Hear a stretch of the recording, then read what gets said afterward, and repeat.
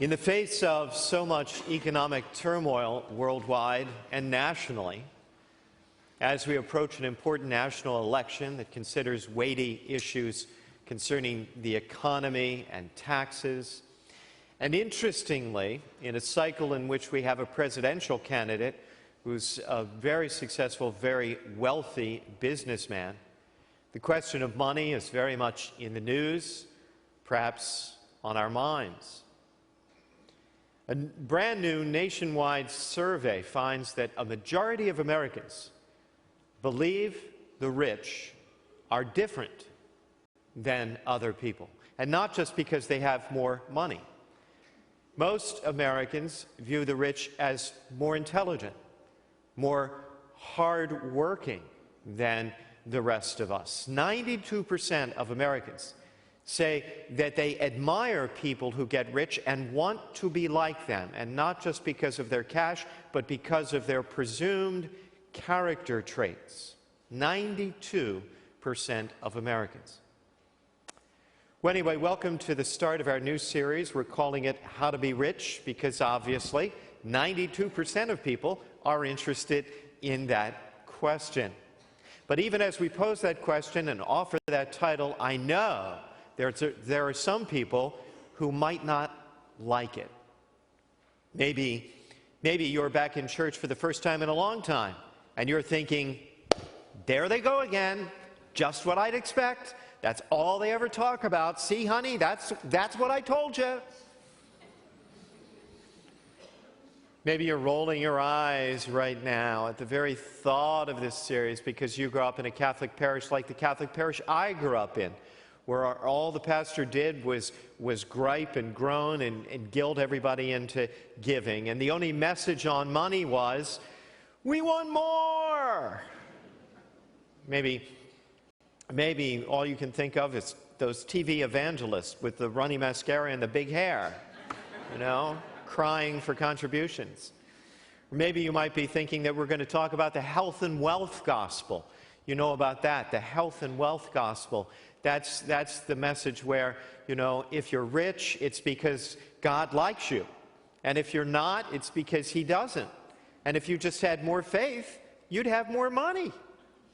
Maybe you think that we're going to preach about how to manipulate your relationship with God by your use of money. You give God money, and He gives you stuff you can't otherwise buy, like good luck.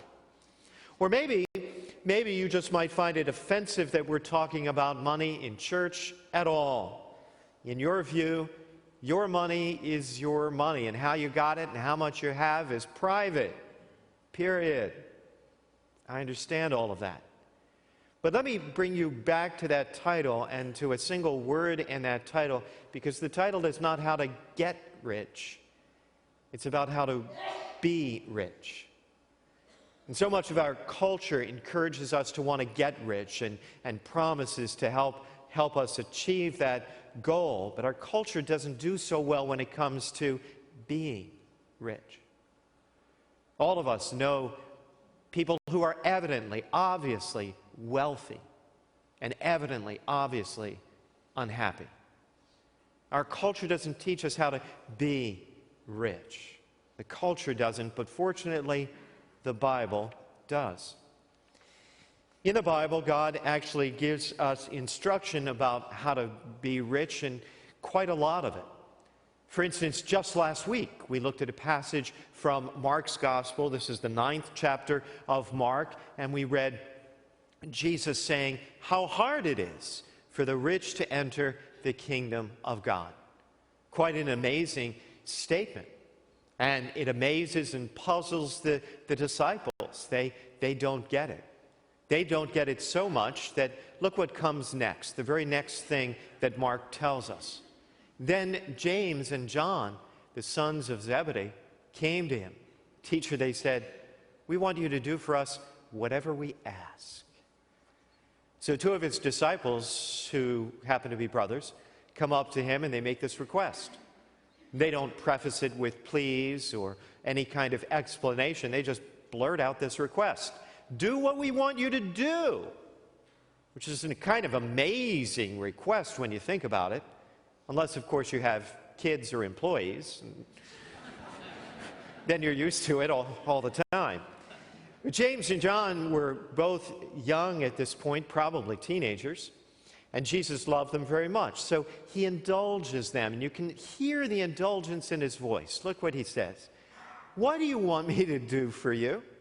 And they answered him, "Grant that in your glory we may sit one at your right and the other at your left." Probably all of the disciples thought that one day, soon, Jesus would be large and in charge. He would be in his glory. He was going to be king of Israel. And that meant, of course, he would be rich. And they thought they were on the ground floor of this great venture. That when Jesus got to be king, they would have prime seats in the throne room. They would be powerful, they would be privileged, and they would be rich too. Are they being selfish here? Of course they are. But Jesus continues to indulge them. He says, "You don't know what you're asking. Can you drink the cup that I drink, or be baptized with the baptism with which I am baptized?" He's referring here to what's really ahead. And it's not what they think. It's not success or privilege. It's definitely not money. It's the cross. That's what's almost immediately up ahead. He is going to be nailed to the cross. He's going to suffer and die. And that is how he is going to become king. The cross is the throne in Jesus' kingdom. And James and John, they don't understand any of this. They're just naive. And so they kind of casually sign on. Sure, sign us up. We're in. And of course, human nature being what it is, what happens next isn't surprising either. Mark tells us when the others, the 10, heard this, they became indignant at James and John. It's not so much that they're offended by what they're requesting, it's that they didn't think of it first, because they want to be rich too. They all want to be rich. So Jesus uses this moment as a teachable moment. He sits them down and he lays out for them as clearly and simply as he can what's really going on. He says, listen, you know that those who are recognized as rulers over the Gentiles, you know the kings of this world, you know how they act. They lord it over people. They make their greatness, they make their power, they make their privilege, they make their wealth felt among the people. He's explaining the way of the world. You get rich at the expense of other people, and then you exercise your wealth in an oppressive way. None of us would want to be accused of such attitudes in this day and age, but in Jesus' day, that was a foregone conclusion. It was an unquestioned reality that the wealthy and the powerful lorded it over everybody else. They made their wealth felt. And he says, it cannot be that way among you.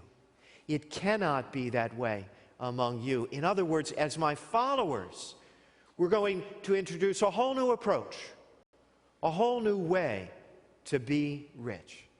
Here's what he says. He says, whoever wishes to be great among you will be your servant.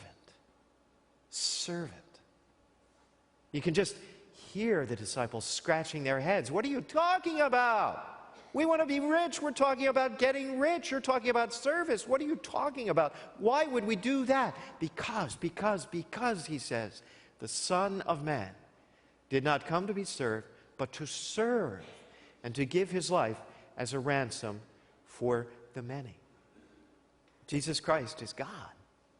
That means that it's all his. Everything.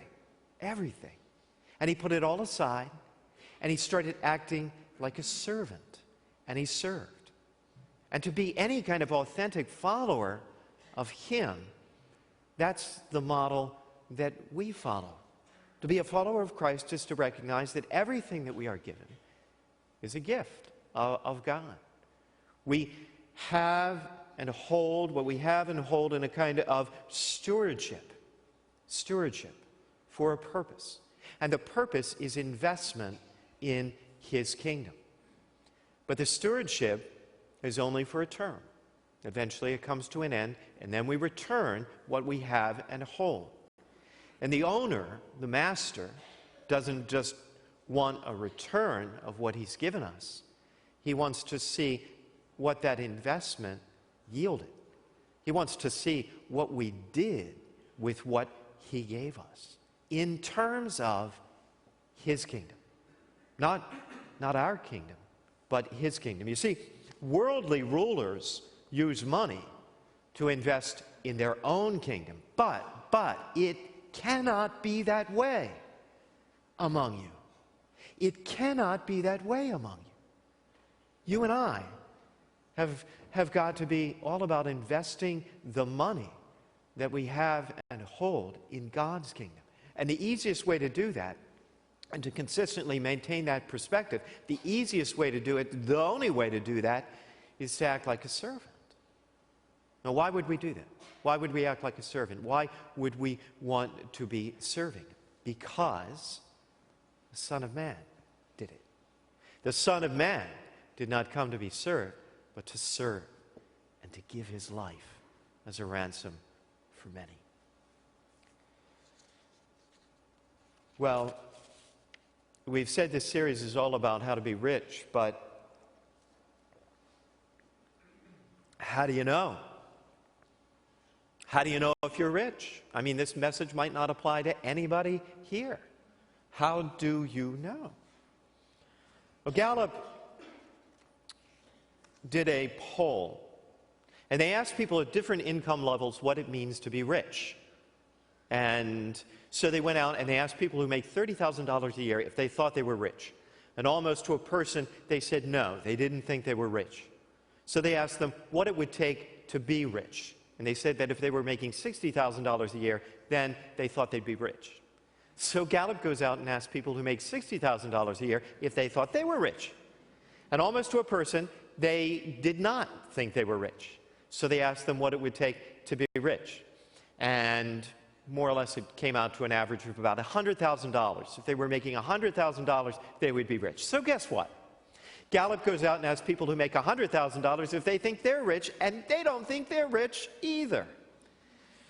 People always think rich is more than me. Rich is more than I've got.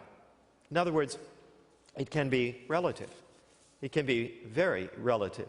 Because I guarantee you this, whatever you make, join us on our next mission trip to Haiti. And when you get there, you tell anybody you meet there how much you make here. And they'll think you're rich.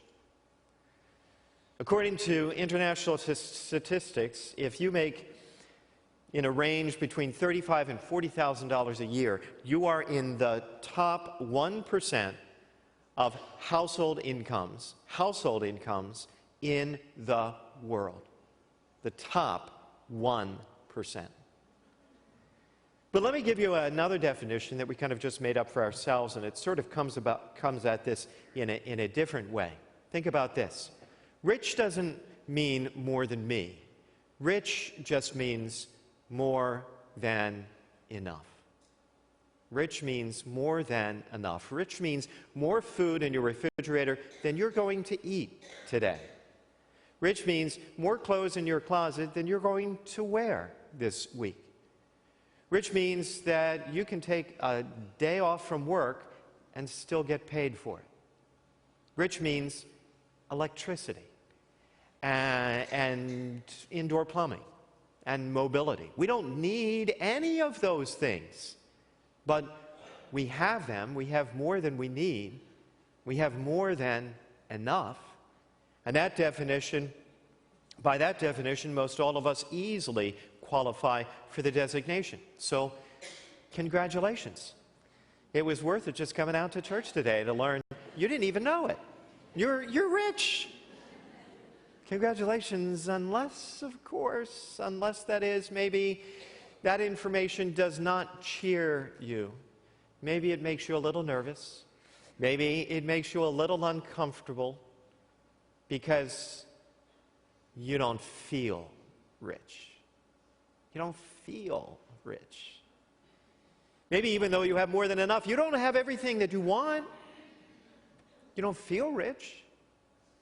Maybe you don't feel rich because you're messed up with your money. You're saddled with all kinds of debt, and you're leveraged way beyond your income. You feel uncomfortable, but you don't feel rich. Maybe you don't feel rich because you feel guilty for all the stuff that you've got. You feel guilty about some of the things that you spend your disposable income on. You really wouldn't want anybody to even know about it. You feel guilty. Maybe you're just feeling irritated because you're fighting with your spouse all the time about money, or you're fighting with your kids, or you're fighting with your siblings. All the siblings are fighting about money. Just doesn't feel very rich. Maybe you don't feel rich because you're like the disciples. Deep down in your heart, you're envious. You know, when she gets the new kitchen and he gets the new car and they get the new house, you don't feel good for them. You feel bad. It hurts your heart because you're experiencing envy, and that's what you're feeling. Maybe the reason that we don't feel rich is because we're really not that grateful. I think whatever the reason, it all comes down to one reason. The reason we don't feel rich is because we just don't approach money in the right way. We approach money as something to get. Something that we've got to get and grab and hold. But we ought to be approaching it the way Jesus taught us to. We ought to be approaching it as servants. Servants. Not servants of money, but servants of God who have and hold money on His behalf. His money. Well, this week in your quiet time sometime, I invite you to spend some time calculating how rich you are. How rich you really are. Not to feel guilty, because God doesn't want you to feel guilty. God wants you to feel grateful. And to be grateful, you've got to acknowledge what you've got. How rich you are.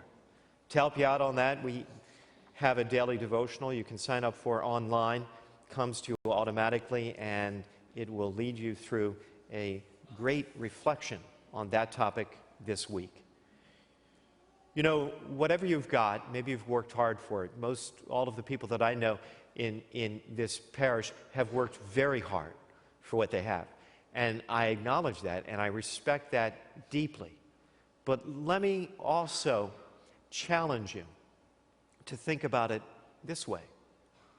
Ultimately, what you have is an opportunity from God.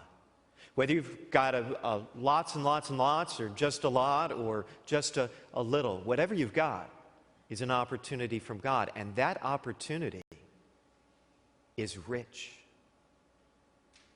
Use it. Be rich.